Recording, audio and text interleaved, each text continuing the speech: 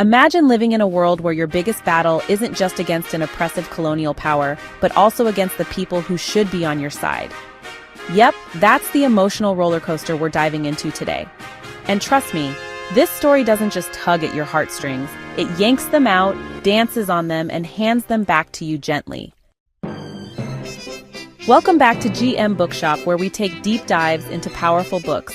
And today we're talking about a classic that might just break your heart in the most beautiful way. Let's get into it. Our story takes us to colonial Kenya, where we meet Ngotho and his family. Ngotho is a man you can't help but feel for. He's got hopes, dreams, and a deep pain that seems to come from knowing his hands are tied while his children grow up in a world that's stacked against them. Ngotho works for Jacobo, a wealthy anglicized Kenyan, who in turn serves Howland, the British settler lord of the land. It's a fun little chain of oppression. Ngotho's oldest son, Boro, carries his own demons after fighting in the Second World War.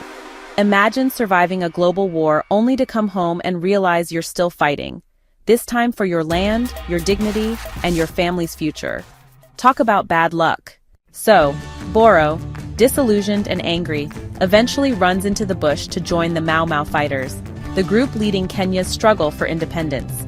And this, my friends, is where things start spiraling. Ngotho, who's been quietly suffering and watching everything fall apart, finally snaps and attacks Jacobo. Bold move, right? Well, bold, but not smart. This one act of defiance triggers a chain of events that pushes Ngotho into deeper spiritual and emotional alienation, while Jacobo and Howland gain even more power. What I love about this story is how it doesn't just paint a black and white picture of oppression.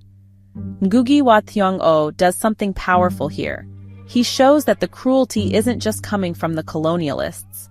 The harshest treatment sometimes comes from people within the same community who, in their desperate attempt to gain favor with their colonial masters, become even more brutal. One of the most striking quotes from the book, and I have to share this, really hits at the heart of this dynamic. Blackness is not all that makes a man. There are some people, be they black or white, who don't want others to rise above them. They want to be the source of all knowledge and share it piecemeal to other less endowed. Some Europeans are better than Africans. That's why you at times hear father say that he would rather work for a white man. A white man is a white man, but a black man trying to be a white man is bad and harsh. That line right there, it's like a punch to the gut. It highlights how deep the internalized colonial mentality runs, and how this vicious cycle of oppression isn't just about race, it's about power. And this is where the crux of the issue lies. The Africans in the novel who adopted the lifestyle of the colonialists were harsher and brutal in their treatment of fellow blacks than the colonialists themselves. Thus, Ngugi here is not piling up the blame at the doorsteps of the colonialists or Europeans, but also showing that the ability to do good is inherent and that it is not necessarily true that the oppressed race is always vulnerable and pitiable, but most times that they inflict the pain by themselves on themselves. That on several occasions, in order to please their masters, those who pretend to have the master's color and manners go to the extreme in their maltreatment of their very own tribesmen. This observation by Ngugi is not different from many other views, like Mia Couto's The Russian Bride in his short story collection, Every Man is a Race, where the slave boss treated the others harshly to impress his Russian boss. By now, you're probably wondering what this masterpiece is. Well, the book we're talking about today is Weep Not Child by Ngugi wa Thiong'o, first published in 1964. It's a short read at just 143 pages, but don't let its size fool you. This novella packs an emotional punch. For me, Weep Not Child is not just a story about colonialism. It's about what happens when people are forced into impossible situations, and how, even in the darkest times, the human spirit pushes forward. The book masterfully examines class struggles, the consequences of inequality, and how the very people who fight for freedom often don't get to taste it.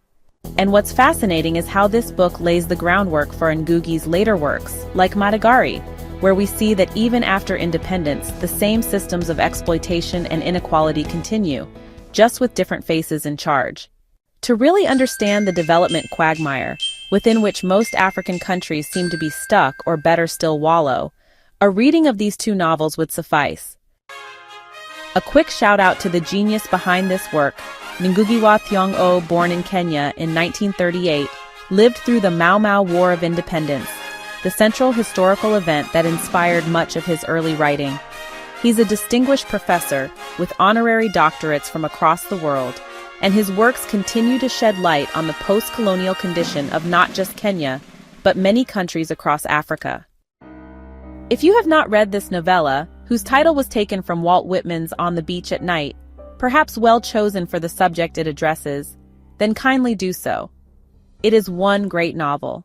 It's not just a window into Kenya's colonial past, but a mirror reflecting some of the struggles we still see today, where the I often supersedes the we, and where the rich and powerful hoard opportunities instead of lifting others up.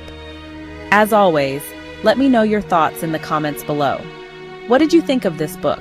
Have you experienced or observed these dynamics in your own life? Let's talk about it. Don't forget to like, subscribe, and hit that notification bell so you don't miss the next deep dive. Until next time, happy reading!